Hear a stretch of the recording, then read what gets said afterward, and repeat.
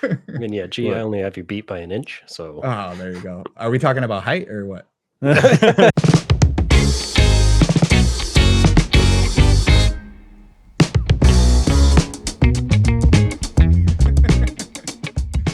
you Oh go. my gosh. Well, folks, if you don't know, this is the Content Mill. This is the show where four creators from four different corners of the internet all get together to talk about what we are playing and what we are making. I am your host, Gianni, for today's episode. We have a very special episode lined up for today that we're going to jump into here shortly. Very, very fun topic that we got going on. But before we do that, I do want to get some housekeeping out of the way. This is our run of the mill housekeeping section. We got 3 episodes on YouTube. If you don't know already, this is part 3 of our multi-episode launch of the Content Mill podcast on youtube.com/the Content Mill podcast. We have a few fun episodes out there already. We're launching a brand new channel and some brand new content. So got a whole mess of episodes to take a look at and see what we're all about. We got an episode talking about everything that we enjoy playing, the games that made us, why we got into the content industry. We have an episode talking about Sword of the Sea, what our thoughts were on August's release of Sword of the Sea. Light spoilers in there, just heads up. We didn't plan it, but you know, it is what it is. It's a month out. You know, there's only so much we can do. And today we have something very special. We are going to be talking about all the best games from the years we were born. And we're going to talk about who has the best year. We're going to do a little draft. And at the end, we're going to put our heads together and figure out who had the best year in gaming. But before I get into that, I need to talk to my co-hosts. First, we had Nate, Heroic Headgear. How are you doing today, Nate? I'm doing fantastic. I've gotten a second wind. We're up again. We good. We're up again. Phil, Mr. 70% complete. How are you doing today, my friend? I am doing good. We've eclipsed over into the nighttime hours now, so you're getting after dark energy. Are you prepared? Oh, we're getting Phil after dark. After dark. Eric, Mr. The Human Plays. How are you doing today? I'm good. I'm also after dark over here. The sun has set. It is definitely after dark hours. If you watch these in chronological order, you'll see the natural light from my room start to slowly disappear. And weirdly enough, I think Gianni's room has gotten the darkest through the 3 episodes. Yeah, I literally went from like the middle of the day. Oh my gosh, too funny. Well, guys, yes, this is our 3rd episode that we're recording today. A little behind the scenes, a little inside baseball. We're recording all this content on the same day. So we've been going. This is for you, the viewer at home. If you're watching on your phone, if you're watching on your TV, if you're watching on your laptop, your computer at work, if you're on your cigarette break, if you're on your smoke break, if you just need a goddamn break. That's what we're doing. We're here to serve.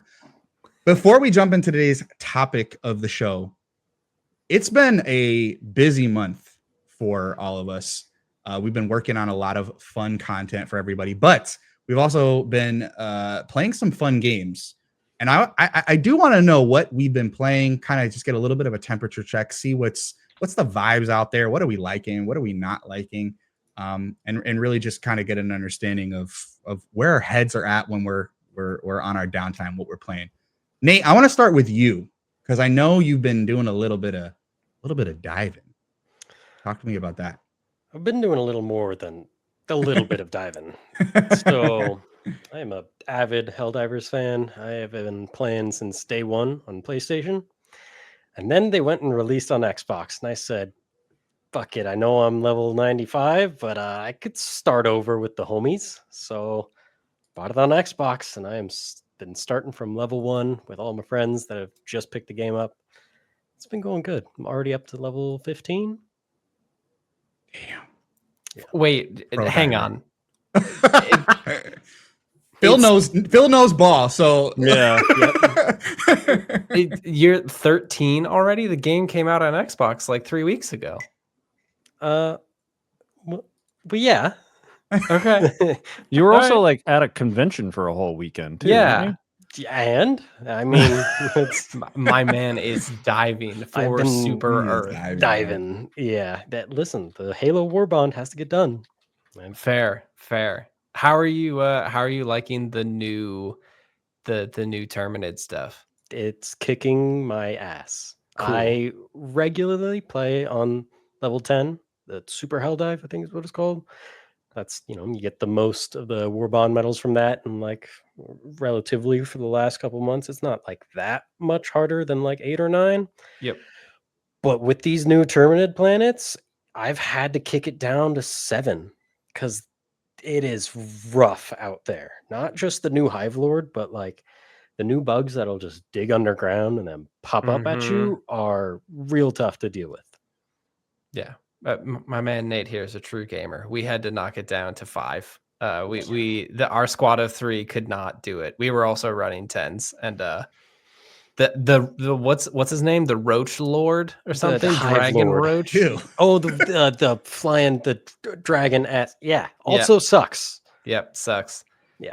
So excited to play It's a this good game. eventually. Yeah, It's y'all a should good play it. game. It's good Really stuff. sound. Worth noting. I'm a Helldivers 1 veteran. Okay. I played that shit when it came out. So when people were like, "Oh, Helldivers, what the hell is this?" I knew. I already knew. fucking knew.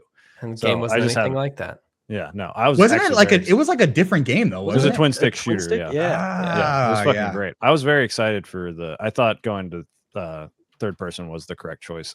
It just came out during a time when I didn't have a PC or a PS5, and then by the time I got both of those things, it was like the hype had died.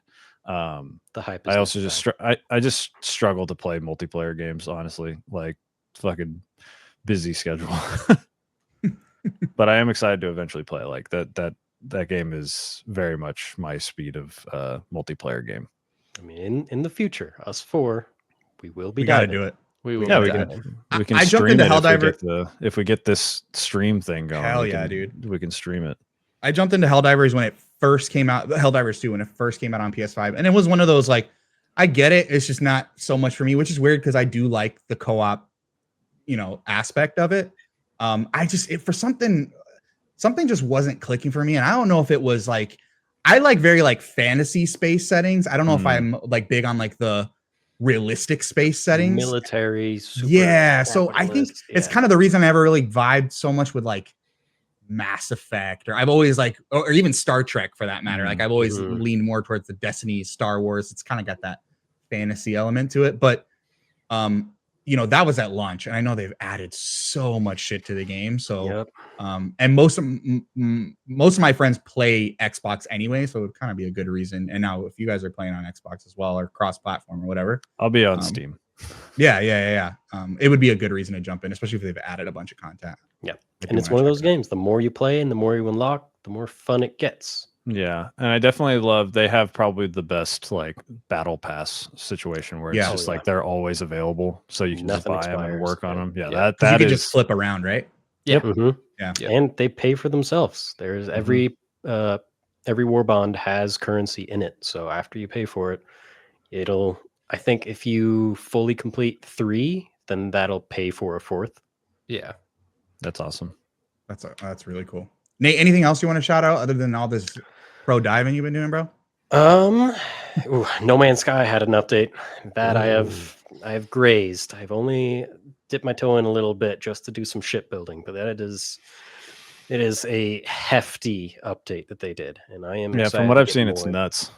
Yeah, it's basically an entire overhaul of how the ship system works, and they added the ability to actually like go out into space as yourself now. So it's been pretty cool. That's cool. I have a question for you, Nate. Yep. And I mean this in the nicest way possible. I don't mean this maliciously. Not about you. Not about you. You played No Man's Sky. You played this update. How is Hello Games still in business? They don't. No idea. They don't charge $1 What do you mean? For anything. For anything. Yeah, it's beyond me. Like, it's crazy. I really Props. hope not. I mean that in the nicest way possible. There's got to be something nefarious in the back. They have some dark backer of some kind. Yeah, they're money laundering. I don't something. It does help that they're not a US. They're not a US based company. That's true. So there are like art funds and stuff that a lot of these developers get. That's a good point. That's a good point. Because I'm like, No Man's Sky came out in what, 2015, 2016, I think. They also Yeah. so they came out with it was 2016, and they also have come out with The Last Campfire since then, which is a very cute little puzzle game. Oh, that's true. Um, Good for them, so that- dude. They're killing it. And they got another game coming out. And they're working on Light No Fire, which Yeah. also looks amazing. It's same concept, it's scaled down. Instead of everyone in an open universe, it's everyone on the same planet. I am so excited for that. Yeah, that's exciting. I have to jump back into No Man's Sky because similar to Helldivers, I did play a lot of No Man's Sky when it first came out, but that was like vanilla No Man's Sky. Different. Yeah. make your own fun. Yeah, and I liked it, so I can. It was just one of those things where it's like there was so many games. Like I'm like I'm not about to no life No Man's Sky, so I do want to jump back into it now that they've added as much as they have. I gotta check that out. Especially No Man's Sky is still the best VR game I've ever played. Like I forget that it's even hands VR. down. It's insane. It's fucking insane. It's so good. Have you played Super Hot in VR? I have, yes. That shit rips. Yeah. That is the VR experience if you're okay with moving a lot. Mm-hmm. I was gonna say I wish I could do VR without throwing up after 50 minutes. Yeah, I get that motion sickness. Yep. Phil, what about you? What have you been playing? So the hot off the presses announcement is last night I did finish Expedition 33. It's done. Nice. Finally, game of the year. I no longer have to continue. No, it was good. No It was good. longer. Oh, you're free. You're shackled. Yeah, Your I'm shackles are free. Exactly. It's another C for Phil. Oh God. Yeah. Yeah. Too many words this time. No, I honestly the Too thing French. too French. No, that's actually that bumps it up. I was gonna say, yeah, that's plus. French, it's in my heart. Yeah. No, I really liked it. I think I've said this about other games in the past, but like the thing that I like most about Expedition 33 is it is a game that you can kind of endlessly talk about. Like I got into like a good like half-hour long conversation with Gog in the Dido Discord earlier today, just like having completely two different perspectives on how that game ends and how it treats one of the main characters. And like if you reference back to our Sort of the Sea episode, like that shit is everything that I want. Like I want the personal stories, I want the thematic consistency, and like I have definitely changed how I feel about that game in the last 24 hours just by talking to people and like bouncing ideas off of it and everything. And I love that shit. That's so good. Yeah, Expedition 33 is bar none my game of the year so far, next to that and Midnight Walk. But it's one of those things where I was in from the jump. I know you were a little like tepid on it in the beginning, even up through like the end of Act 2, going into I think in the middle of Act 3, you were still kind of on it. But it's one of those games where like I was hot from the jump, but if you're not hot from the jump, that's why I was like so glad that you stuck it out, because it's one of those things where every act gives you just one more thing. Like if the rest didn't do it, this should do it for you. And I'm so glad you stuck it out to the end, because again, not is it perfect? No, what game is, but it's one of those things where God, it's just such a damn good game. Play Expedition 33. And if you want to watch somebody have absolutely zero reactions for multiple streams where things are happening and people are in chat saying like, oh man, this part's they clip farm this, and I have zero fucking reaction to it, go watch my stream for the first 2 acts and then I gave up. Eric was like statue face through his whole playthrough. Dude, okay. Just a little backstory on me. The game is very much about loss, right? It's a lot of loss. I've had so much loss in my life that in video games it doesn't do shit for me. This game is not for you. Yeah. This isn't my first rodeo. Yeah, like so it's the same thing. I talked about it last year during my show's game of the year stuff for Persona 3 Reload. That game is nothing but like kids dealing with loss. And as a behavioral health specialist and a person who was very young, experiencing a lot of loss, I was like, just like, guys, it'll be okay. We're fine. It sucks right now, but it's going to get better kind of thing. Yeah. But whereas other people reading about that game, like, and I loved Persona 3 Reload still, but people going through that, they were having like very deep emotional connections to me. And to me, I'm like, I'm seeing where you're at. I've been there. You're going to get better. Now with Expedition 33, the losses in that feel like they mean nothing. So I felt nothing. I tried, dude. I get it. I put 20 hours into that game, and you can see me descend into I'm not liking this. Yeah. On like live on stream.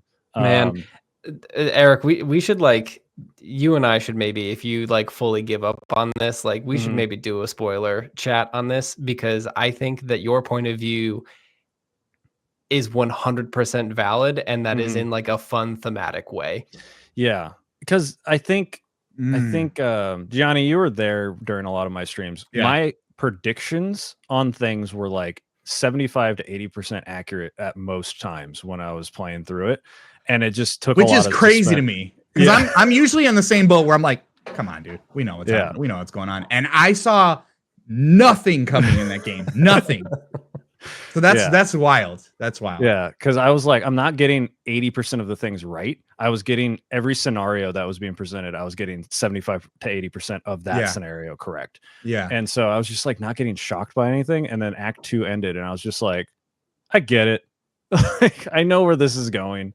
And even if I'm wrong, it seems like I might be right at the same time. Like, so oh my gosh, I might eventually finish it, but it's not going to be this year. There's too much good stuff coming out for the rest of the year for me to. But here's the thing: I didn't hate it. I never hated it. Yeah. It just was like a solid 6.5 that people were calling a masterpiece kind of thing. Well, Eric, we'll look forward to that episode of the Content Mill in 2027 between you and Phil. But until then, is there any other games that you want to shout out before we move on to what I think Phil I have playing, I have the Phil, or you were just Phil, that was you actually. The one last thing that I want to call out, because I haven't seen a ton of people talk about it. I got a review code for a game called Camille and Laura. And it's a tearjerker for the parents out there, which is like a niche of a niche of a niche. But it is it's just beautiful. Like it's a story about a single mom and her 5-year-old daughter who is going to school for the first time, and you play through a week of that life and kind of like see the struggle of a single parent, and then a kid who is struggling with wanting to go to school and then maybe not wanting to go to school, and then job shenanigans. And it's like an hour and a half, maybe 2 hours long, so like it's super short. And at first, what is that called? Camille and Laura. There is a moment, I guess like baby tiny spoiler, but there's a moment where it's set up on like Tuesday of the game where the mom is like, okay, like I'm going to finally set up an appointment to go to therapy. And the entire game is just like 2 option, like verbal choices. Like you basically pick like this option or this option. The one that gets me all the time is every single day ends with you deciding if you want to tell your kid a story or not before they go to bed, which is like a gut punch of a choice when that is like presented as a choice. But Phil chose every single time to not. Yes. Oh yeah. Little fucker can go to sleep. It was a negligent parent. Yeah. But on Thursday, you go to therapy for the first time, and the therapist has like a nice question for you, kind of like set you up with how it goes. And the entire screen fills with these thought bubbles. And it was just this moment where you just like fucking sit with it and read all of them. And I'm getting misty eyed about it right now because it is like brutal. It's a very good game. Camille and Laura, go check it out. It won, I think it won some like really good awards. It's out of a dev, I think like solo dev, maybe like a really small team out of Montreal. Speaking of countries that have really good arts funds, this one was part of it. Go check it out. It's really good. It's like something what that platforms is that? I played it on PC. I don't know where else it is, but it's fucking beautiful. And it's Canada, right? Canada. The entire art style is on a like on a notebook sheet of paper, and it's drawn in crayons. So it's just like, oh, that's cute. This game is gonna emotionally fucking wreck me, dude. Yes, it will. Oh god, absolutely. Oh god, I'm playing it on stream. Canada has been putting out some fucking bangers for years now, man. Their art, like their art funds over there are just incredible. That's how 1,000 Times Resist happened. So, like, is that Canadian? I didn't know that. Yep. Oh wow. Yep. Okay. Remy is Canadian. He's very Very Canadian. cool. If you ever talk to him, it slips out Very every once in a while. It's Canadian. very funny. Hella Canadian. Eric, what have you been playing? Now what have you been playing? So much. So today, actually, the day of this recording, whenever this comes out, we haven't even talked about when these are coming out. I played Henry Halfhead over the weekend. I got a review code for that, so I played the first 2 hours, posted that. That game's really fun. It's very cute. I liked it a lot. Very, very British humor, and just kind of silly.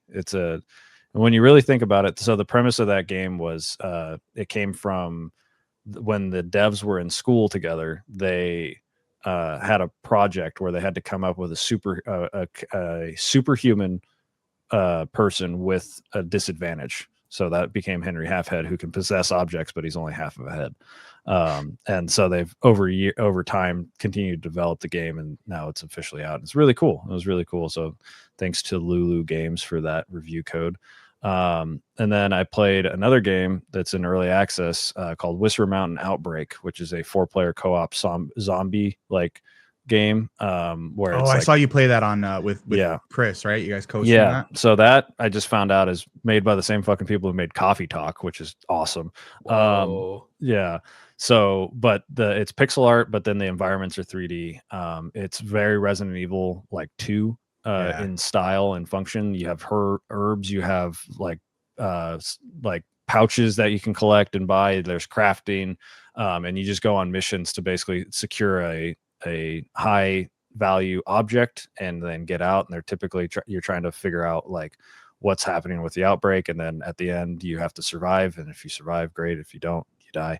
You get like 3 lives, and it's just fucking fun. And it's in early access, and it's like $8 like it is so worth it. And if you're super cheap, one person has to buy it, and then everyone else can download the front pass and play it. Oh, that's so good. Crazy. Dude, I saw you and Chris playing it the other night. And I made a comment in the chat because there was a game that came out, I want to say like 93, 94 called Zombies Ate My Neighbors.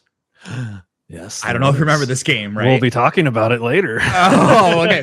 Perfect. Dude, that game, the first thing I thought it was like a retro revival of Zombies Ate My Neighbors in that style would go so fucking hard. Dude. Yeah, it would rip. Yeah. Oh god, and it did look very cool. I saw that and I was like, fun. I can't wait to get my hands on this game. That Resident Evil 2 vibe is so nice. Yeah, it's kind of got that 2D, 3D type vibe to it. It looks like the newer like Square Enix like RPGs that Octopath Traveler type. Very similar to that. Very cool. I very highly recommend it.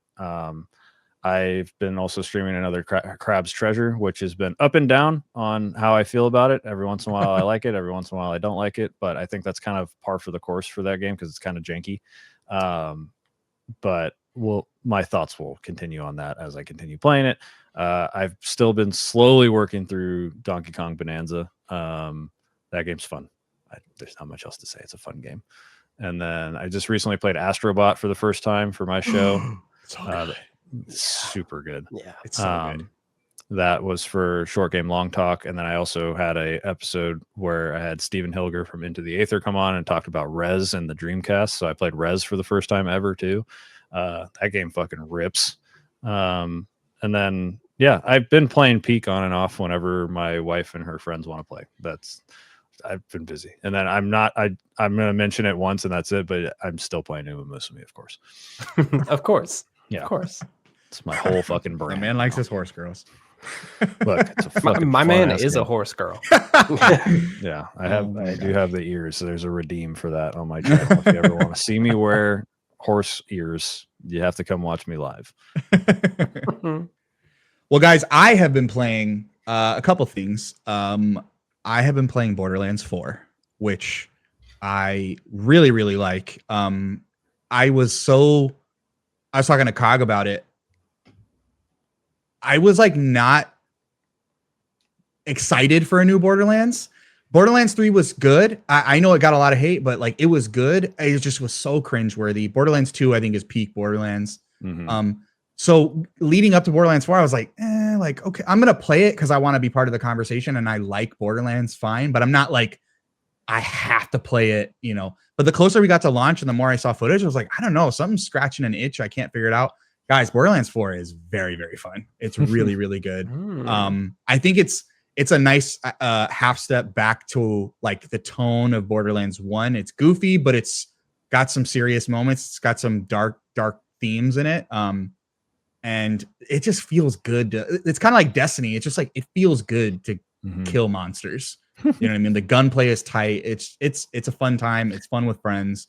It's really scratching that itch. And then the environments aren't like as post-apocalyptic and brown as they kind of can tend to be in some in these Borderlands games. They're a lot prettier, more greenery, more shrubbery. I'm really having a really good time with Borderlands. Yeah, it like looked like Destiny when I've seen like some screens of it, and it looks beautiful. Yeah, it's very pretty. Like even the opening area, you're kind of in this like tropical beach oasis, and there's like all these like dinosaur bones, and it's the post-apocalyptic dust bowl look can only like last so far before you're like, all right, dude, like I need, and you got a decent amount of that in Borderlands 3. Don't get me wrong. In Borderlands 2, I know had like a lot of snow environments, but this is just out the gate. It's lush, it's pretty, it's beautiful to look at. Yeah, great looking game. And then also on stream, I got FOMO with Silksong. So I was like, you know what? I gotta play Hollow Knight for the first time. And I played Hollow Knight and I was like, okay, cool. I get why people like it. Not for me. I was like, let me do it one more time. And I got to the second stream. I was like, all right, I like it a little bit better. It's still a little convoluted. Not really feeling this map system that you gotta buy your map marker. Like it's kind of ridiculous. And then I hit episode 3 and I got to this boss fight and I was like, I get it. I totally get it. So I'm like fully in on Hollow Knight now. I'm like Hollow Knight pilled. It's so good. Oh, they got Eric was watching me struggle earlier. I was. You did great. I'm trying. You did great. I mean, honestly, you had the Souls-like experience. I don't know what your experience is with Souls-like games in general. I'm a new Souls sicko as of so there you go, man. Yeah, that was it. Like that's your fucking that. I think that's my first experience with it. Like in that, because Elden Ring done it, Bloodborne, Lies of P. Like I think it's just that's still a different vibe because it's this side scrolling feeling. It's a different experience, as similar as it is. You know what I mean? Yeah. So it's just kind of nailing that. That's my big issue with like I tried Hollow Knight a long time ago. I didn't really have an issue with it. I just kind of like played it. Things came up, never played it again. But I'm ass at side scrolling platformers because when I first started playing video games like heavily was the Dreamcast era. So we had already moved on to 3D games. So playing platformers have always been like difficult for me because it was never something I really grew up on. So we'll get into that. Yeah, I was gonna say that feels like a perfect segue into this because at least for 3 of us, I imagine there is a lot of 2D side-scrolling pixel platformers. Sorry, Nate. 100%. So without further ado, we are going to jump into our topic of the show. Like I said at the beginning of the show, what we're doing today is we are taking a look at all of our birth years. We're going to pick 5 games each.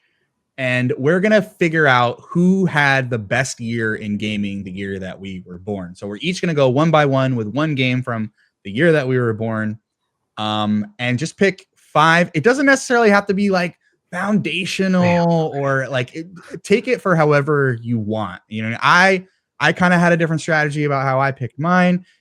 You know, whether you've played it or not, maybe you have, maybe you haven't. You know, it really just depends on what you think are the 5 games that you want to represent your year. So what we're going to do is, Eric, you made a good point earlier. I don't want to front load with all the old timers. So what we're going to do is we're going to do a little flipping back and forth here. So what we're going to do is we're going to go, counterclockwise on the screen. I want to start with Nate. Heroic Headgear. I'm going to start with you, my friend. Yeah. In any order. Pick your first game that you want to represent, and what year? Most importantly, Nate, what year? So I'm the BB of the group. Do you know what that means? What was that? I'm the BB 2020. of the group. When was the pandemic? 2000. That was it, right? Oh my god. 1,000. It's okay. I'm used to this because my co-host is born in 2005 on my show. Oh my So- lord. Okay, that's baby. I get Yeah. turned into a fucking dust every episode. basically. Yeah. So All right, my Nate. new Jokes best aside. does, Jokes aside. feels a little bit like cheating because we're sticking to what 5? 5. You said 3, 2000, 5? right? Yeah. Yep. Okay. I have a list of 12 that I'm gonna have to Oof. whittle from. So Yeah, I have a list of 20. So thank All you. right. Okay. All right. We'll Thank go you, one at a fucking- time. So just name your first one, and then we'll go around, and then we'll do the next one, and then until Oh, we get to man. 5. Yeah, I'm starting with one that is definitely a favorite of mine, and that is The Legend of Zelda Majora's Mask. Yeah, that's a good one. That is right behind my favorite Zelda, which is Twilight Princess. So He likes the I dark and played- spooky vibes. I do. I really like when Zelda's spooky. Me too. So yeah, Majora's Mask. That is Never played Majora's Mask. I played Ocarina of Time. I never owned an N64, so it was one of those ones. That's like the only system that's on a blind Do spot for you- me. Do you have a 3DS? I don't. Is it on Switch? Is it on NSO? Yeah. Yeah, it is, but just the 3DS version is the best version of both Mm. Majora's Mask and Ocarina. It's the And quality Wind of life. Waker. On 3DS? Is that not on? No. Where didn't they reissue that somewhere? I Wind don't- Waker just came out on NSO, didn't it? Yeah, Or they did it's, an HD it's on remake? it's on the Wii U. That's where they did the Oh, the HD virtual re- console stuff. yeah. But yeah, those versions of Majora's Mask and Ocarina of Time are like so good. So if you get your hands on that, I would say Yeah, definitely. Might have worth to it. Yeah. bum Yeah. my little brother's Nintendo DS to play that because I know Also, he's got it. kind of like a pseudo sequel to Mhm. Ocarina. Yes, it is. Oh, okay. It rips. I've never played Majora's Mask. Guys, holy shit. Get on it. I've never got past the Deku tree in Ocarina of Time. You mean the first 20 minutes? Yeah. Yep. He never found the sword or the stick. I never found Z targeting. I think it was the actual Oh, problem with that. Hilarious. Okay. The real enemy. The real boss of the Deku Okay. tree, Z targeting. Yeah. That'll do it.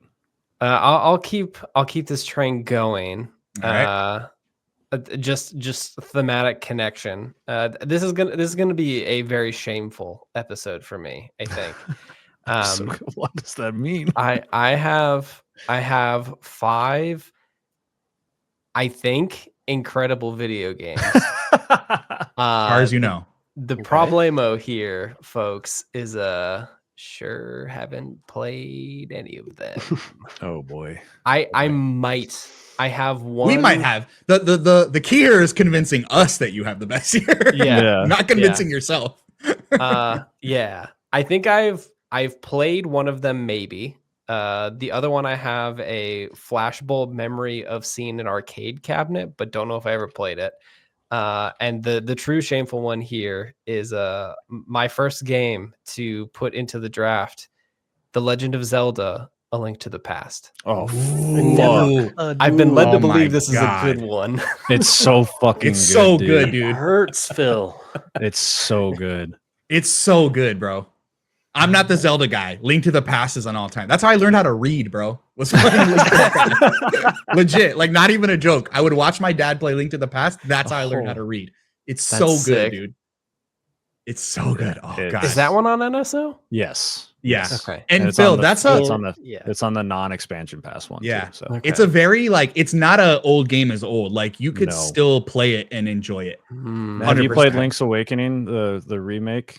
on Game Boy Advance Some of it, yeah. or The- no, re- on The remake on Switch. Switch. On Switch. Yeah, Switch. I played a Like little the- bit of it. If you Chibi. liked the way that felt, that it's exactly the same. Mhm. Yeah. Like, Okay. it's very so much good. holds up. You got to check it out.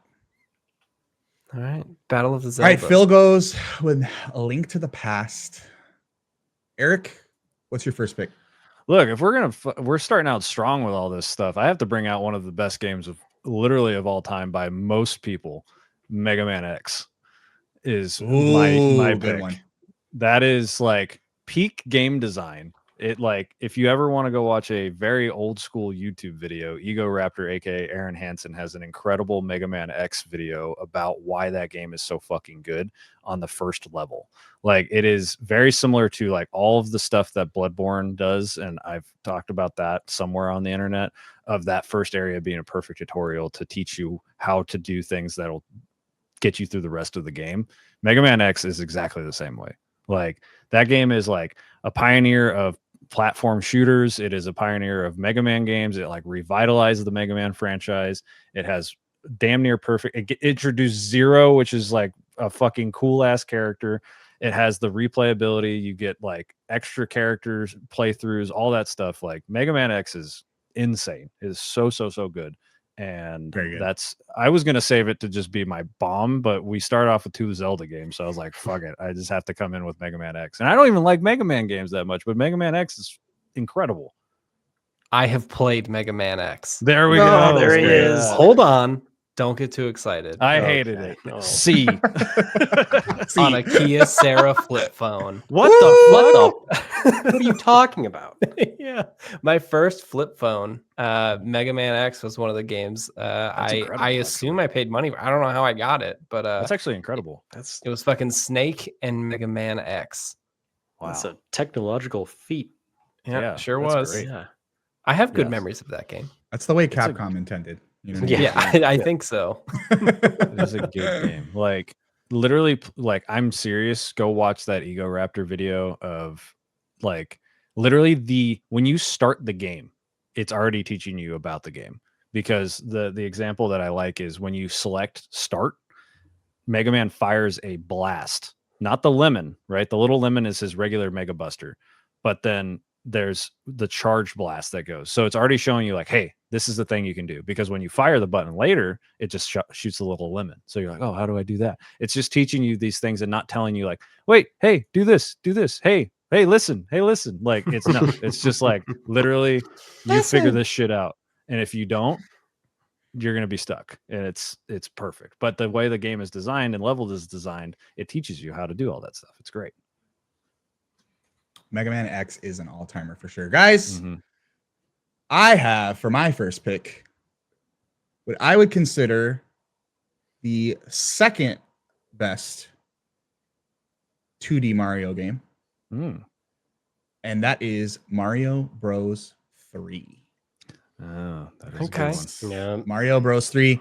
I think this was like an interesting one because it kind of like had this weird like meta like fourth wall breakage of the story, if I remember correctly, where it was like there was like a play going on of Yeah. some sort, and it was kind of like this weird, interesting. All the backdrops looked like sets, and I thought that was really cool as a kid.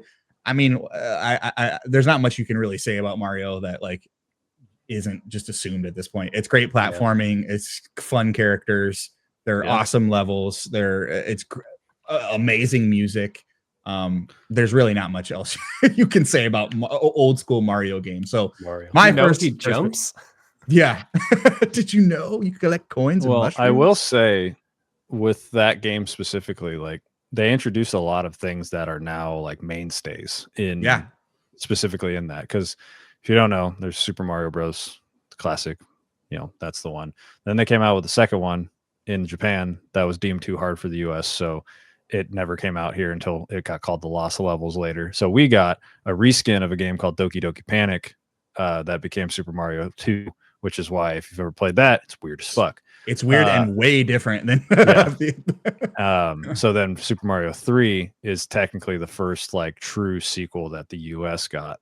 And they introduced the ability to like store power-ups, choose power-ups at the beginning of items, the secret exits and stuff that you can only get using certain power-ups, and like a lot of stuff that they introduced. So that is a very good choice, because even though I'm not a big fan of the aesthetic, because by the time I had already like figured out what the fuck Mario was, like Super Mario World existed, and that's like the Mario aesthetic to me.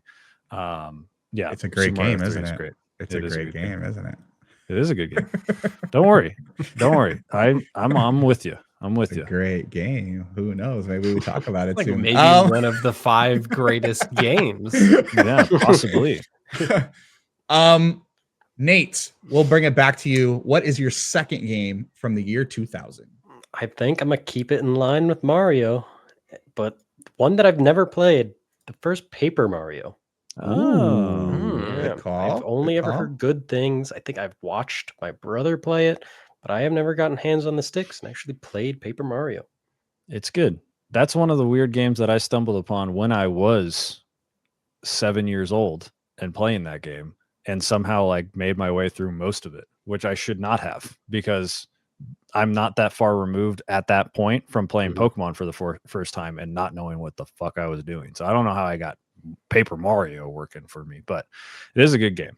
And one big thing that we will discover during this conversation is, though that's not the best game in that franchise, I think 1,000 Year Door has been deemed the best one.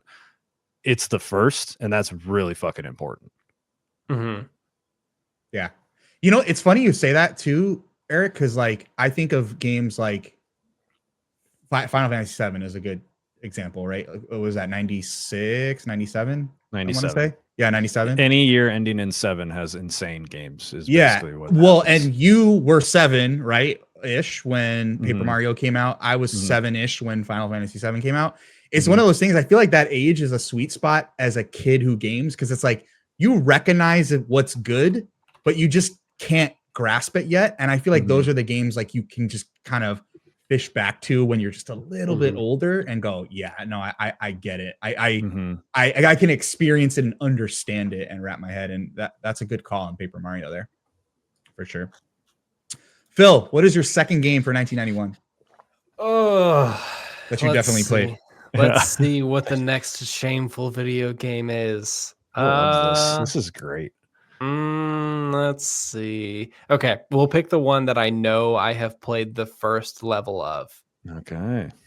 I have only played the first level. I may have seen the second level. I think I know what he's gonna say. Possibly I know of the third level. Oh, you boy, may know that the best video game in this series is actually not made by the people who make these video games. Oh, I, of okay. course, am talking about the video game adaptation of the film series headlined by Jim Carrey, Sonic the Hedgehog. Yeah, okay. That's what I was like. You're talking about Sonic for sure. I had no idea what you were talking about. that little blue guy. That little You know, He's freakazoid, referring dude. to Sonic Uncle Cat. Mania, I think. Yeah, Sonic which Mania. was made by Christian Whitehead.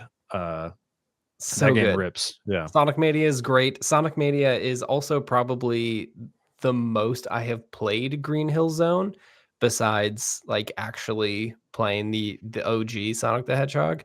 I had a Genesis when I was growing up, and this is like a running thing in my life, is that I had a Genesis. I had an N64. My dad got me a modded PS1 that just like, and a stack of fucking burned CDs.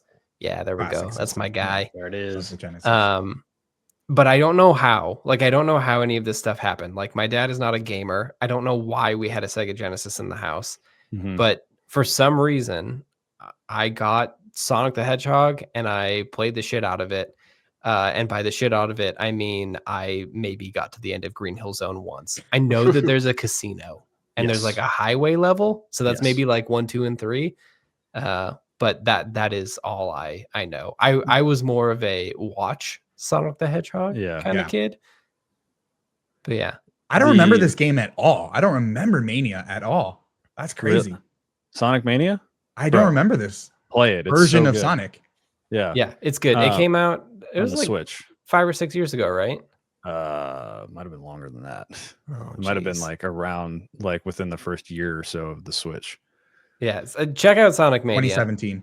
It is first year of the Switch. Yeah, okay. It is like the perfect example of this is what I remember these games being, Mhm. and then you go back and you're like, oh no, it was not this. It was not. Yeah. like that. It was not this.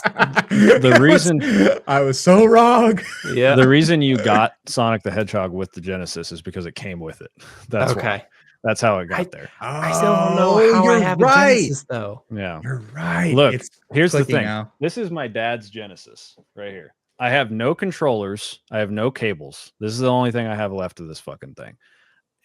It's been with me. I also have the Sonic Mania like statue right above here, right out of frame, where he's standing on a Genesis. And if you click on the button, it says Sega, which is dope. But yeah, I have a very me and Phil have known each other for about a year now. We continuously find these things that are very similar. My dad had this. He was not a gamer. The games on this fucking thing were Sonic the Hedgehog, Desert Storm, a My Little Pony game, and like fucking like dude, I had the My Little Pony. I think everybody did. And like a fucking how the hell do we have the same game? That's what I'm saying. So there's this weird, because my dad was not a gamer. We didn't buy Genesis stuff. I didn't have a Saturn. And then I think he got a Dreamcast because it went on sale. And then that was it. And then he would just spend the rest of my time with him complaining that I played video games too much. I was like, you bought me a fucking Dreamcast. What do you want me to do? What do you want me to do? Yeah, I've experienced culture. Yeah. Oh my God. You did this, Dad. Have you played fucking Power Stone? God, shut up, Dad. Oh my God. But very similar. Yeah. Me and Phil just keep finding these like very like, and here's the fucking weird thing. The most I've played a Sonic game of Sonic 1 was on a computer. Because my dad had it on there for some fucking reason. Yeah. Not even the Genesis. Weirdly, somehow ended up on a computer. And that's where I played Sonic the most until later on in life. Yeah. Super fun. Sonic the Hedgehog. This man said My Little Pony. Eric, what is your second game from 1993? So I have a lot of very powerful games here. I'm not going to lie. They're very good games. But I think... I'll dip. It's a very important game. And it even just got a collection announced that's going to come out. That's going to have a whole museum feature and everything, because that's how important this game series is. The first game is not very good, which is a lot of the patterns back in the 90s. The first game's not great. This is the second one. Mortal Kombat 2 came out in 1993. Yep. That is a very good game. And a lasting franchise that has gone through many iterations and very, very, very low lows. But yeah, I'm very excited for that collection that's coming out, because it's going to have like interviews and stuff like that. And that's how game collections should be moving forward. I think anytime I should be buying that, it should be for collectors and historians that want to learn more about the way these things were. And yeah, Mortal Kombat 2. ESRB, baby. Yep. ESRB. Without the Mortal Kombat 2, we wouldn't have the rating system. So very, very, it's not the most important game on here, but it is a very important and very, very fucking American video game. Like, all these other games that we've been talking about, like Sonic is close to being very American, but still very Japanese. This is American as fuck. American. Yeah. All right, Mortal Kombat 2. My second game from the year 1990 is which one do I want to do first? I'm gonna do this one. Can I read you guys a synopsis for my second game? Oh, of course. Oh my God, I can't wait if I can guess this, I'm gonna be so excited. My second game was never released in Japan. It was only released in North America. Okay. And it is a game that I forgot the name of until a week and a half ago when I was talking to my cousin about it, because I played the shit out of it when I was a kid, because my grandma had it on the NES and I would play it every time I go to grandma's house. This is a game called Star Tropics. Oh yeah, Star Tropics is good. Yes, Star Tropics. The plot of Star Tropics. Mike Jones, a 15-year-old boy from Seattle and the captain of his high school's baseball team, travels to visit his uncle, archaeologist Stephen Jones, at his laboratory on Sea Island in the South Seas. When Mike arrives at Jones' home in the tropical village of Coral Cola, he finds that he's disappeared. The chief of Coral Cola gives Mike a yo-yo, of course, to defend himself, and Jones's robot Navcom permits Mike to use a submarine to search for him. They put Mike Jones in a submarine with a yo-yo to save an alien invasion. That's a Dr. Seuss story right there. Oh God, this game was like a top-down. It was like a Legend of Zelda adjacent kind of feel. It took place on this like tropical island. It made no sense But it was one of those ones where kind of like you said, Phil, like you go back and it was like, this was a masterpiece when I was like 4 years old, but now it's probably the worst game ever made. Yeah. It looks like shit. It looks horrible. But here's what I'll tell you. The monsters look pretty good. Yeah. Mike Jones looks terrible. Looks a little different than the Mike Jones we know and love. Yeah. But the combat was fun. Like it was kind of like you just be like yo-yoing snakes on a pier and shit. It was goofy, it was weird, and it felt like a different vibe than many of the games that I played at the time, because it was like this tropical feeling that you just didn't really see in other. It was like super vibrant, and that's what I liked about it. Weird pull, I know, but super weird pull. But yeah, hey, but it was one of those things where it was like it was a time, and it just kind of defined that weirdness that you would get from those early NES games. It's like nothing here makes sense, but we're just rocking with it and we're vibing. So my second game is Star Tropics. Never released in Japan, only in North America and EU. Thought that was interesting. That is interesting. That's very fucking interesting, actually. Yeah. Good choice. Nate, what is your third game from 2000? Third game is going to be another that I have not played, but know that you will have a lot to say about. And that is Jet Set Radio. Oh my fucking god. Yeah, dude. Hold on. Wait. Just playing to the crowd over here. Eric's going to grab something else again. Oh, he did props. something, yeah. Get the props. He did something. There it is. Yeah, there he is. Just pulling out fucking Sega consoles out of my ass over here. You're like a diet high score weekly. Oh my god. I just have them laying around in this office apparently. Just tripping over them at this point. Yeah. all four of them. Nate, what was the reason for Jet Set Radio? I mean, we know the reason, but why'd you pick Jet Set Radio? I mean, it's iconic. It's one of those things that, yes, I've never played, but I have seen the art and everything everywhere since I've for years. I know everyone always is clamoring for a new, but can't really do it again. Jet Set Radio, and I don't know. It's one of those games that it's coming though. Is it? Yes, it's coming like in the next year or so. Yeah, that was part of Capcom's like whole reboot Sega push. Or sorry, Sega, that's what I meant. Because I know they announced Crazy Taxi, they did Jet Set. I didn't know about there was that. a bunch of stuff on there. Yeah. Okay, well, it shows you how much I know about Jet Set. Yeah. It's a good, it's like we were saying, you don't gotta convince yourself. You gotta convince us. I will say this as somebody who I've like commented, I think, extensively on everyone's game. Because I just love fucking gaming history. The game itself, not good. Vibes alone though, fucking fantastic. Yeah. The vibes on this game, the soundtrack is insane. Every character art. Yes, so good. It is just it's survived. And Hideki Nakanuma, that's the guy who did all the music. That him alone, he's like carrying this whole game on his back basically, because the reason that game is as good as it is and has still stuck around as something that people are clamoring for, not only just the fact that like content creators are now of the age where they were kids playing that game, and so in the last couple of years more people have talked about it and stuff. It's just the music is so strong that it's lasted this long, and it just hit its 25th anniversary, and now you can buy fucking Jet Set Radio inline skates right now that look insane. They have like a whole merch push right now, don't they? Yeah, shit's expensive as hell. But dude, well, when the new one comes out, I'll pick it up. God, it's so good, dude. God, I hope they let us stream that game and not take out all the music. Oh, good call. Good point. I have a feeling this one will be different because obviously the first two were made prior to streaming being a thing. But yeah, I don't think Twitch would allow me to play fucking Rob Zombie's Dragula. Probably not.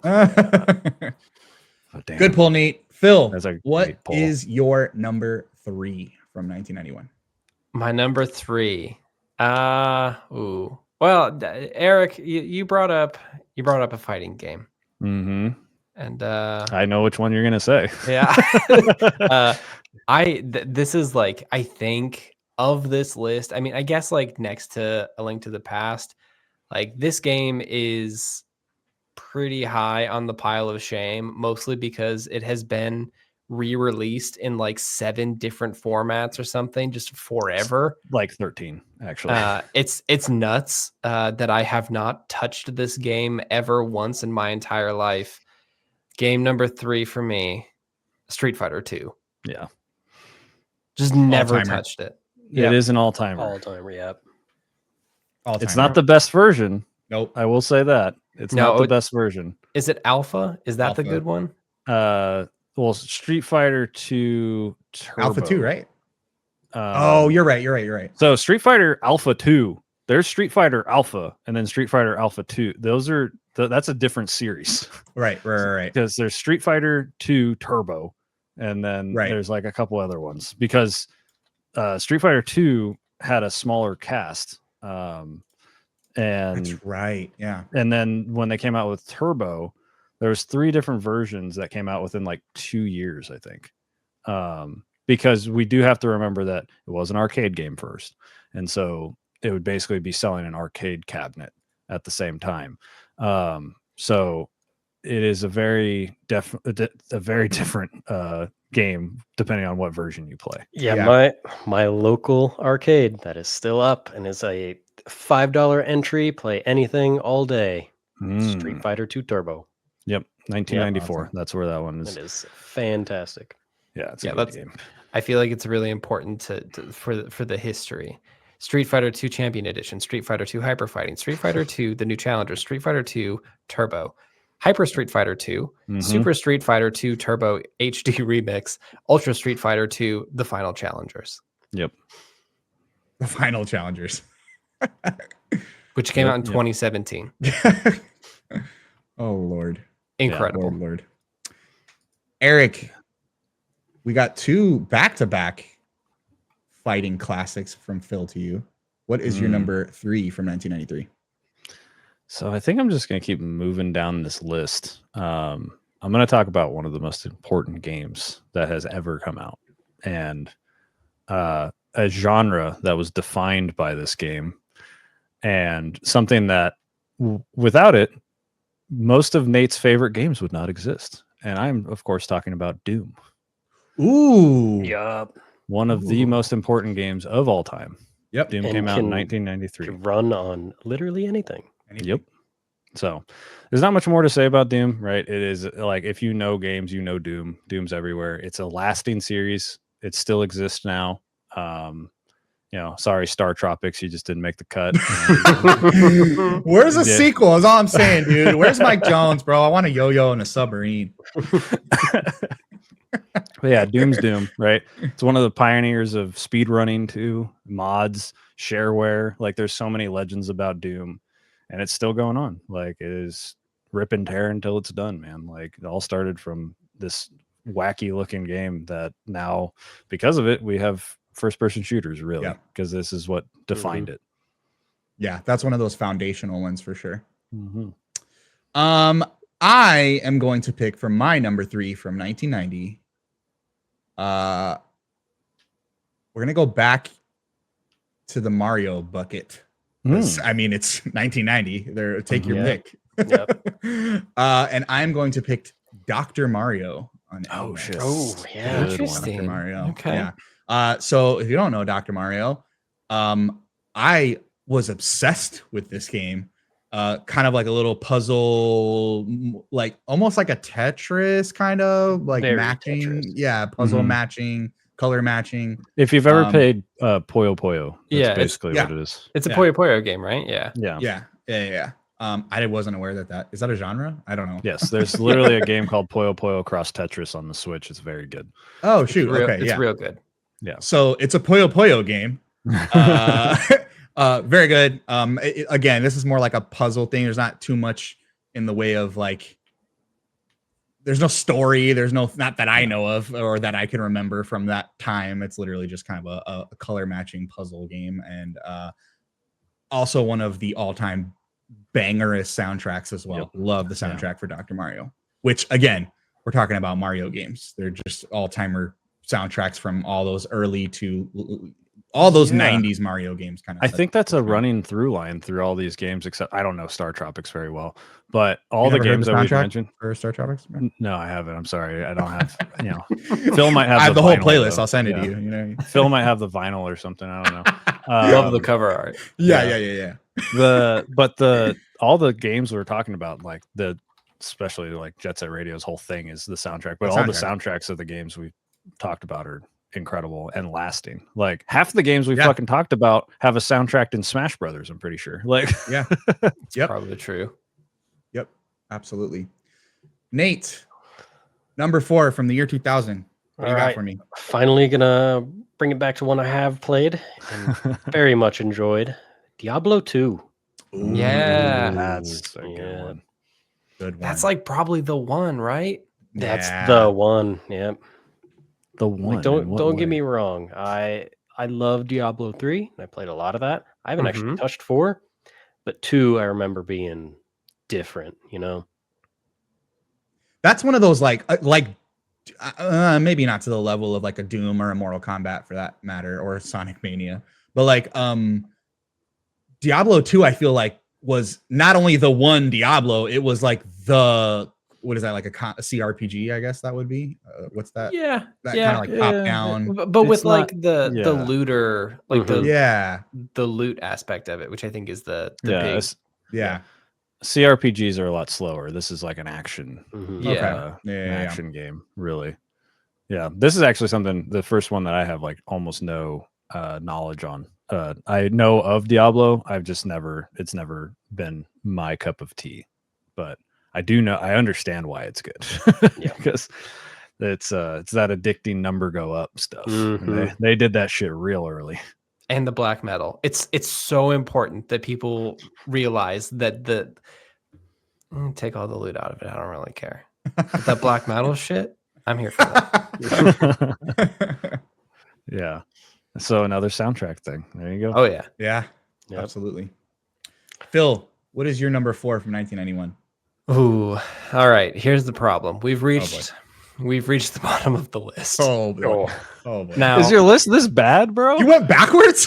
So it's not that the problem is I don't know if it's bad, right? Oh, that's true. There are lots of fun games that I could say here. I know that if there are any British listeners out there, there is a game on this list that they would be probably really disappointed that I don't bring up, but I'm not going to, because instead we've talked about American games. We've talked about foundational games in certain spaces. And so I present to you the debut game of canonical most American character in video games. I dare you to think of one that is more American than this man. His name, Duke Nukem. Oh, good pull, dude. That's so funny. Yeah, dude. Definitely stands up now too. Yeah. Definitely play a Duke Nukem in 2021. Yeah, real good. Yeah. That would be a good 70% complete episode right there. Yeah. I mean that's the bullseye of all of the themes. Yeah. Games you would get canceled for streaming in 2021. Yeah. Or should. Oh man. Oof. But the gameplay was so good. I mean, jokes aside, like they were a fun game. Duke Nukem games were fun. They were just, you won't catch me. Rancid vibes. Rancid vibes. I was talking to my brother the other day and we were like, you ever think about Johnny Bravo, like for just like 2 seconds, the fact that we were watching Johnny Bravo as kids? Like, no way. And Duke Nukem was the exact same thing, dude. I don't know if I don't think Johnny Bravo is that fucking bad. No. Not as man. Not as bad as Duke Nukem, but it's still a little problematic. But like maybe like same time. Like I think Duke Nukem got way worse, way faster. Yeah, no, 100%. Like I imagine the time that you are watching Johnny Bravo, the Duke Nukem game that came out then, pretty close, I imagine. Yeah. That's so funny. I also don't know if it had the bad vibes in this original one. I'm not seeing anything that see Duke Nukem I kind of like conflate, because there was a few early ones there. I'd probably like blur them all together, you know what I mean? Yeah, I think Duke Nukem 2 and Yeah. 3D are the real repugnant ones. And I'm then looking- whatever the I'm most recent one was. Phil, I'm looking at your list of games. Like, I just looked up 1991 games. Yeah, man, you were fucking you're cooked. I'm sorry. No Dude, wonder I got one banger after this, so don't you worry. I was going to Okay. say there should be one that if you're not saying, there's Yeah. a problem. That's what Yeah. I said. But well, we'll get to that. We'll get to that next for me. I think but it's on your list. Yeah. it's on my list. Yeah. Eric, Oh, what man, is that's your so number funny. 4 for 1993?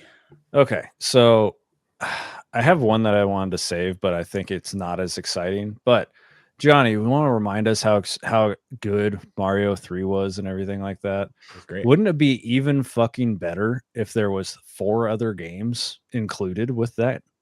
Great. Yeah. So Super Mario All-Stars came Yeah, out dude. in 1993, which 4 is times the fun. basically all of the games that had come out prior, plus the lost levels that were never released that I mentioned earlier. That's the official Mario 2 was lost levels. So not much else to say. It's reduxed Mario games with, you know, better quote unquote Yeah. graphics. That's your opinion, right? Your mileage may vary on that. I think the originals look better, but I think the game itself, just having everything in that one little package, is just that's insane value for that time. 100%. Yeah. 100%. I didn't realize that an All Stars came out that early. Like Mhm. I'd only heard Yeah. of them being much later than that. I didn't realize there was a 93 All Stars. I mean, 3 years of time in the video game world back then is a fucking millennia. Yeah. Yeah, That's the thing. True. Because, like, goddamn, Majora's Mask came out 9 months after Ocarina. Yeah. Yeah. Crazy. Well, I think turnaround. of like the Final Fantasy 7 through 10 run. Mm-hmm. You had 7, 8, 9, and 10 all come out in the span of 4 years. Like that's Yep. insanity. Yep. You would never see that in this day. Now we get same thing. minimum 7 years between Yeah. games. Yeah. And if you're Naughty Dog, then you get 7 years between the same game. Yeah. All right. Boom. I am going to move on to my number 4, and we're gonna keep this Mario train moving because I have a game that I am shocked Phil has not mentioned.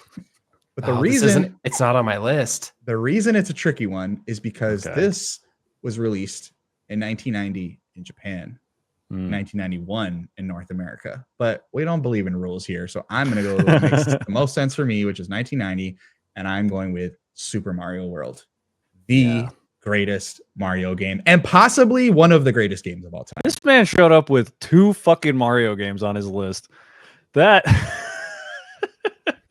he's so fucking Italian. God damn it. It's 1990. What do you want me to do? I mean, I can't. There's only so many Star Tropics I can choose. There's only I so many of know. those bangers. I know can it's pull very. out. I just had this epiphany. Nate is literally the only person that was able to pick games that came out on a fucking PlayStation.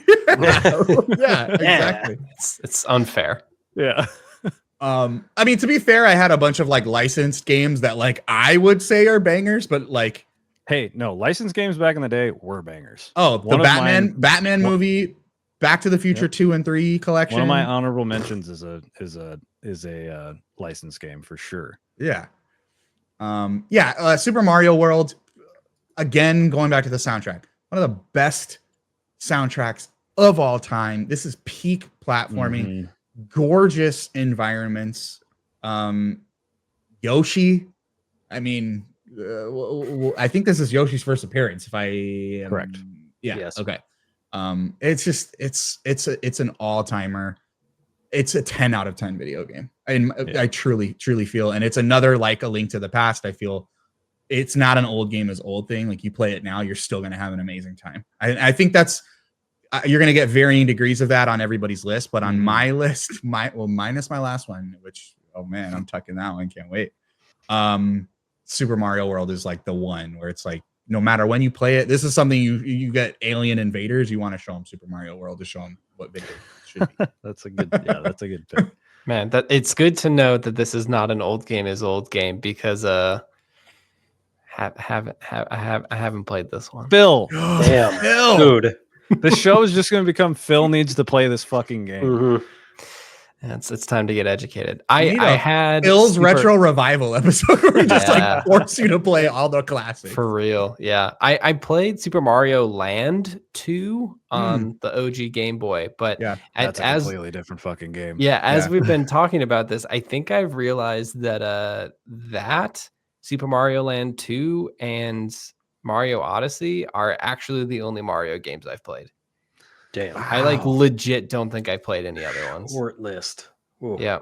Yeah. See, my earliest gaming memories are all Nintendo because my grandma had an NES. We had NES, Super NES, and a Sega Genesis. So we had that as well. But like all my earliest gaming memories are Nintendo.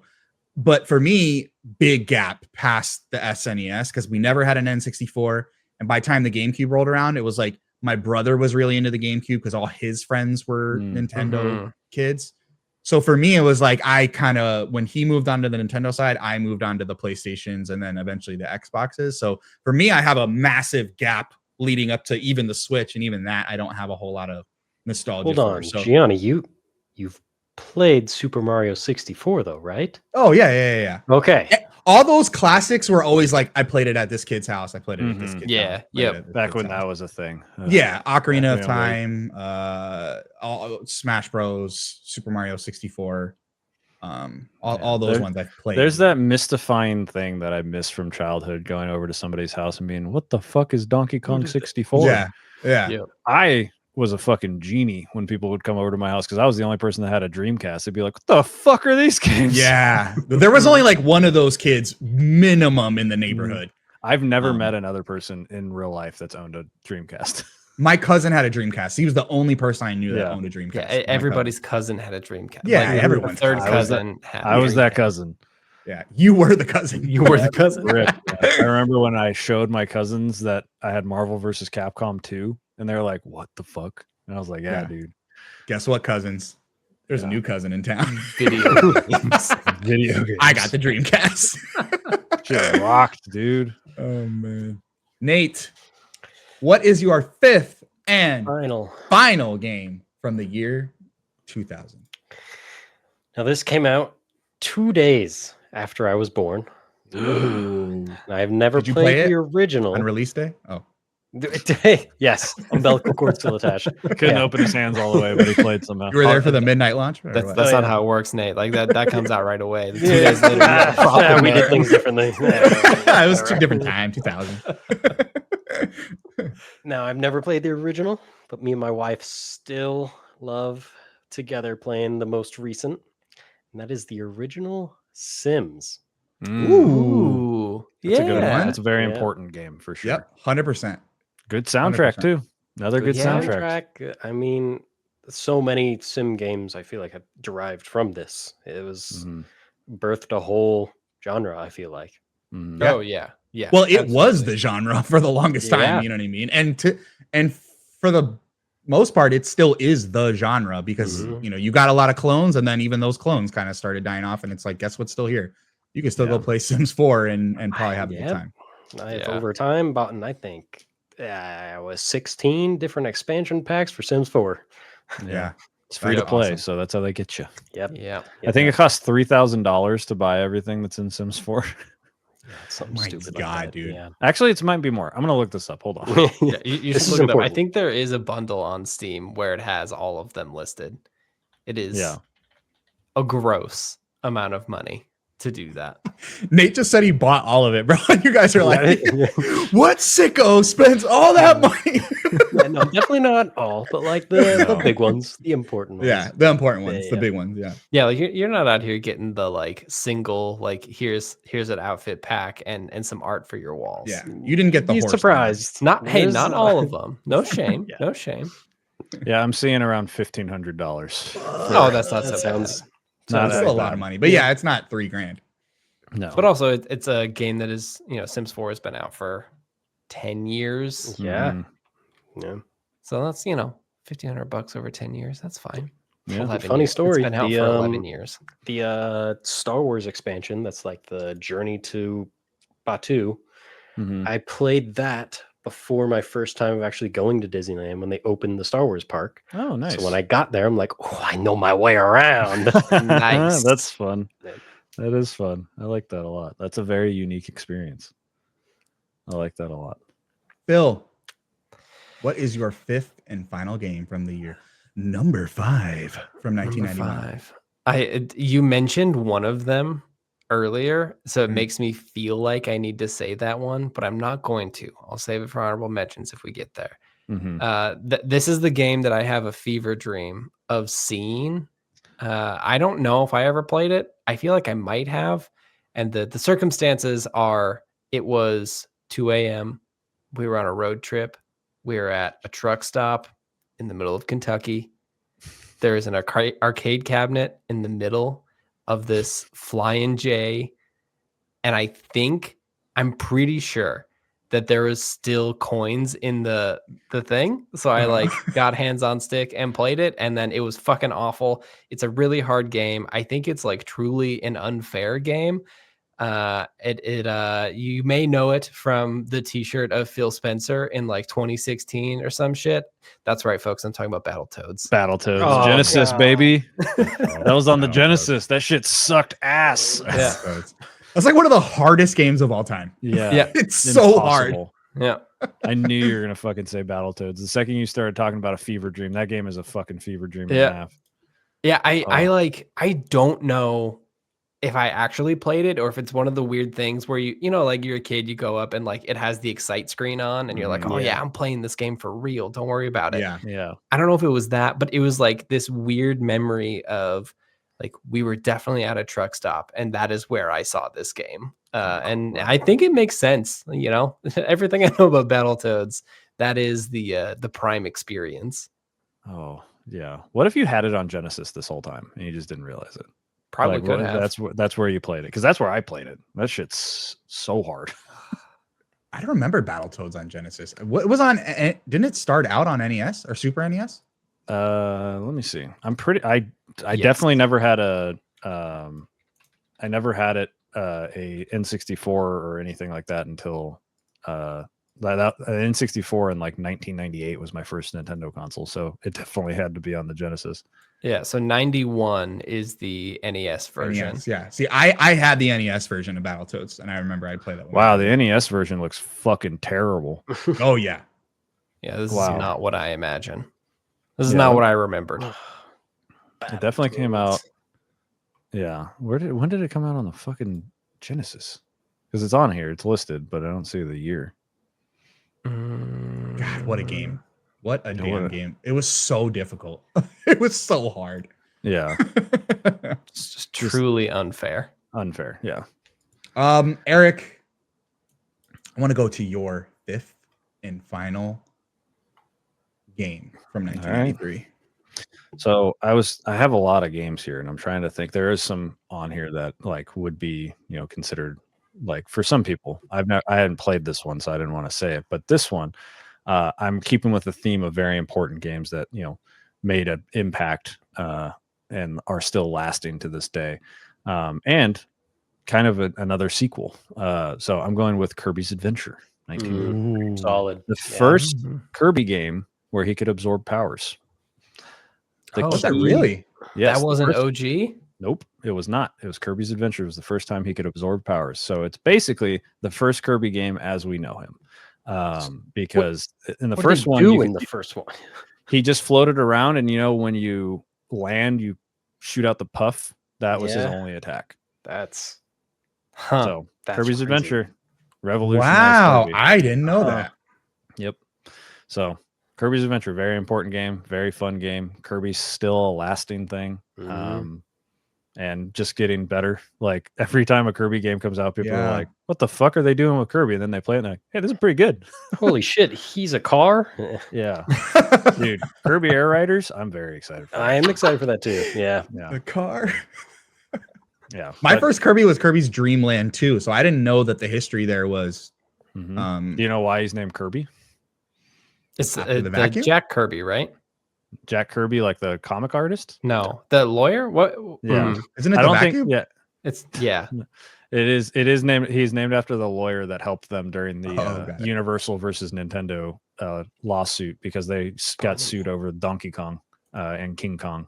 Yeah, definitely not Jack Kirby. I thought it was the Kirby vacuum because it The what? It Oh, sucks. That's that's all. You know what else sucks? It That sucks. joke. yeah. I'll be here all week. Yeah, no, he was named after that lawyer, which I always thought is fun because it's like such a not Japanese name. Yeah. Yeah. But yeah, there's my last game and the last game of our list. Unless we want to do some Wait, honorable mentions oh. where we don't expand on anything. Do you got one more, Johnny? Oh, Gianni, Yeah. I'm sorry. I thought it was the final game. I apologize, Gianni. No, that joke took his last. Yeah. pick. Sorry, Yeah, man. that You took lost me it. out, bro. It took me out. I have what could possibly be. I don't want to hype it up too much, Mhm. but this game, everybody's played here. Mm. Oh fuck. I know what Inarguably. this is. Okay. I really don't want to let you down, but okay. There's no way if Inarguably. it's what I think it is. Everyone has played this game. There's no way that you have not played this game. This is the foundation, and it's the only one of its kind. You will never find another game like this because it's just that special. And of course, I'd go so far as to say that my fifth and final game, mine will sweep the competition. Oh, And that's never mind. Minesweeper, baby. Okay. Minesweeper, I played 1990, Minesweeper. Microsoft Yeah. Minesweeper. Okay. This might be the game that I have played most recently off of this list. What the Phil? You were an enigma. What? Not see, it is an old game is old. You're still Yeah. playing it in I'm still playing, 2025. man. Minesweeper It's true. slaps. No, What- I was mistaken. I was thinking this is much older, but I was thinking you were going Tetris. No, Tetris is Yeah. 88. 84. Oh yeah, I was gonna say, 84. Isn't that yeah. insane? Jesus. But yeah, Minesweeper, everyone's played Minesweeper. Yeah, I picked Minesweeper just because, not just for the jokes, but also because every single human being I know ever has played Minesweeper, Yeah. and has a story about Minesweeper. I'm terrible. Nate, have you at it. played Minesweeper? Oh Yes, I god, Or are you more of like Yes, a 3D yes. pinball kind of guy? Listen, it's installed Space on pinball. every computer you ever buy. So yeah, yes. you gotta play it. You Is gotta it play installed on this one? Bet you it is. It is. It doesn't seem to be. It's not pre-installed. Wait a minute. Yeah, You it's deleted it. it's there. No, it's there. I can This- get it right now. It's there. It's deep in the files, dude. Look, this- me and Phil have the exact same computer, so if it's not on mine, it's not on his. Nah, in the this archives, is some so- bullshit. This isn't the Minesweeper I played. Back in my day, Back it in my wasn't. day. Oh, there It it wasn't is. Yeah, mine's got it. isometric. There it is. Bullshit. That's a fun pick, Gianni. That is a Yeah, I fun had to pick. go. I had to save the best for last, you guys. I had to. I don't know go about for the- best, but that's a fun But- pick. Well, guys, that wraps up our top 5 each. Now, here's what I want to do. Does anyone feel strongly about their own years being the number one? Me. Phil, you probably don't even have an opinion about your own. I have no feelings. I don't even know if I picked the good ones. Does anyone think their year is the best? Me. I do. I think You mine think your is. year's the best? I think mine Well, is like one of the most Mine important would probably be video second. games. Yeah. So let's recap. So we'll start. Let's recap. So Nate, year 2000, we got Legend of Zelda: Majora's Mask, Great. Paper Mario, Jet Set Radio, Diablo 2, and The Sims. Next, we have Eric with 1993. That's Mega Man X, Mortal Kombat 2, Doom, Super Mario All-Stars, Kirby's Adventure. Next is Phil with Link to the Past, Sonic Mania, Street Fighter No, 2. the Sonic Adventure. It's the Sonic the Hedgehog one. That's the first game. Sonic Mania is the one The that came better out in one. 2017. Oh, I wrote Sonic Mania. That's my bad. We don't want to give Phil that much ammo. Alright. That's Yeah, a very that- big that's too we can't give powerful. too much heat, dude. Sonic the Hedgehog, Street Fighter 2, Duke Nukem, Battletoads, and that's 1991. I don't know if I said it. I cannot believe you haven't played Street Fighter 2, Phil. Good Sorry, God. guys. That's crazy. And then last but not least, definitely, because I got the bangers on my list. Mario Bros. 3, Star Tropics. I can't even say it. Dr. Mario, Super Mario World. This man brought 3 Mario games. Yeah. And he's still Don't doesn't blame me. win. Blame the time. And of course, Minesweeper. So, Eric, you think you have the best. I don't think I have the best. I think I have the best game, but I don't think I have the best year. Eric, you think you have the best year? Do you want to state your case? I think I have the best year just because like these games are so important and none of them are bad. Like I think the best game of all of these is in Phil's year. I think the Link to the Past is the best game on this list personally. But like Mega Man X like revolutionized Mega Man, brought it back. It's one of the most beautiful games. It still looks incredible. Mortal Kombat 2, historical game, ESRB rating, all that shit.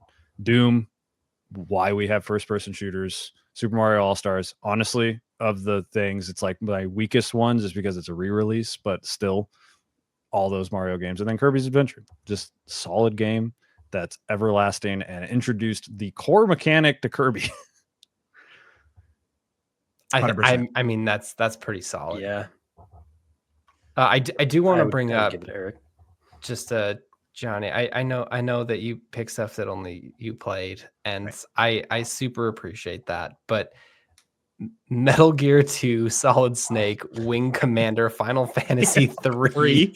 That's what I'm saying. I was like, my year had bangers, but I'm like, I can't speak on these games. F-Zero, a lot of great games in 1990. Yeah. But I had to go with my personal bangers. And You know what I mean? to speak on this, I didn't come into this like with the idea of winning because I didn't know we were. No, doing me a fucking neither. I didn't think we were doing a top 5 until 15 minutes before we started this episode. So I just threw 5 games in here of the many that I had because I was going to talk about so many because this year was like the year of like franchises that are still existing today, which is crazy. I was really impressed with that. But yeah, dude, like I'm surprised you didn't bring up a Final Fantasy. You've never played Final Fantasy 3? I've never played any Final Fantasy prior to 5. And even then, Okay. 5 and 6, I've only played for like a few hours a piece. Gotcha. So I just didn't want to be a phony about it. Like, because there's so many games that I could have picked, but I was like, but I played Star Tropics. Like, I can talk about that. You know what I mean? Mike Star Jones, dude. Submarine. Mike Yo-yo. Jones. Who can forget the yo-yo? Phil, you would you go for Eric's as well? What are your thoughts? Yeah, I think so. I think that that is solid, and the fact that so many of those are still going, or at least in the DNA of stuff, that feels good to me. I think all of them are still going. Like Mega Man had a game within the last couple of years. Yeah, it's crazy. Oh, I mean, I played that on Akira's Seraphone, so that's crazy. Right. That wins. So The classic way to do it. Yeah. Nate, what are your thoughts? What do you think won? Yeah, no, absolutely, Eric. But yeah. Though I do have to say, a few I did omit that probably would have helped. Tony Hawk Pro Skater 2. Oh my God, Nate. That would have been so much better. Yeah. You would have won. Well, You might have won. Yeah. You might have took it with that one. This is the thing though. Like it came out in 2000, and this is like the prime example of all of us were like 7 to 10 when that thing came out. Bro, Marvel vs. Capcom 2 came out in 2000. Yeah. And Okay. Perfect Dark. I don't want to bring that up simply because Counter-Strike came out in 2000. The original SSX. Oh God, dude. Yeah, no, 2000 was a banger. Age of Empires 2 came out in fucking God. 2000. Damn it. Nate. Time Splitters, Phantasy Star Online. Oh, man, Persona Nate. 2. I think should've won, dude. we've learned here is that it's just completely unfair. Yeah. Like you can't have the it's- PlayStation and the Dreamcast in there. Yeah. That's cheating. Yeah. You should have won, dude. Yeah, I agree. I think Eric has the most solid list. I think I have the best game in Super Mario World, but even then, like Phil would take the second one with Link to the Past. But then Nate's got Jet Set Radio. Jet Set Radio is not a good game. I love it. It is, It's not but a good game. it's Steez, dude. Like It's Steez. Yeah, I'll give you that. Steez. It's just a that's vibe. that's a vibe, dude. That's a vibe pick. But yeah, Mega Man X, incredible. Mortal Kombat 2, incredible. Doom, Not incredible, but not long-lasting. incredible. And Foundational. Foundational for so many things because like the speedrunning community would probably not exist without Doom.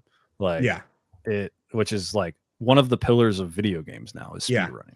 And then Super Mario All-Stars is like a cheat code because that just encompasses all the games from that's my all the years good ones. and goes, I'm gonna put it in one game. And a new one that was never released in North America.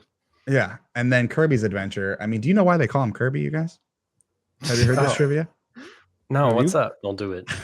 Was it the comics guy? Don't do it again. Or was it a vacuum? Oh I think it my was gosh. the vacuum. I think it was the vacuum. I think it was what it was. Eric, you are the winner Oh, of I the didn't even birth come into this. Yeah. year competition. You had the most banger year in games. Thank 1993 with Mega Man X, Mortal Kombat 2, Doom, Super Mario All-Stars, Kirby's Adventure.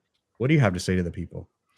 I just want to say thank God that my co-host, because this is a retread of a topic I did 3 years ago as one of the first episodes on my show. And I'm thank God my co-host isn't here because she had Resident Evil 4, Call of Duty, Shadow of the Colossus, Psychonauts, Mario Kart DS, Need for Speed, Ultimate Spider-Man. Like, it was a bloodbath. The original God of War, like, it was nuts, man. But hey, I got born in a good year. These games are long lasting, and I'm just happy to talk about games and kind of just do this show with you guys because this was super fucking fun. Hell Old guy is old and also has good games. Yeah, old guy's old. Hell yes. Guys, that has been our third and final episode of the launch, not the final. Yes. This is not it. Yeah, no, that is that's our it. Just third 3 and done. and final. Yeah. Yes, the third and final episode of our launch of the Content Mill podcast. It has been a fun day with you fellas. I am so excited for what we have coming. This was an awesome topic. We'll wrap things up, and I'm excited to see you guys on our next episode. Who knows when that's gonna be? Nate's Heroic Headgear. Where can the people find you? Tell them what you're working on. TikTok and Twitch are the 2 big ones. Heroic Headgear, both places. Yeah, I think I've already said it. Doing cool Twitch streams coming up, streaming a game that is pertaining to a helmet giveaway that I'm then doing at the end of next month. So look forward to that. Hell yeah. Phil, Mr. 70% Complete. Where can the people find you? You can go to 70percentcomplete.com. You can find links to socials there, the YouTube, all of that good stuff. Read the articles, look at the pictures. It's a good time. I don't know. I've mentioned the dystopia video. I don't think I have another tease, but stay tuned. We have some projects coming out. Awesome. And Eric, Mr. The Human Plays. Where can the people find you? Mr. the Human on all social media except for Twitch, which is Mr. the Human Plays. Don't get me started on the inactive channel that's just sitting on my name. But go check me out there. I stream on Mondays and Wednesdays, probably more by the time this episode comes out because I'll be streaming Bloodborne all of October until it's finished. And then probably playing Dispatch in October. Ooh, the fucking library copy. Yeah, so I'll be playing that. That's going to be the main thing.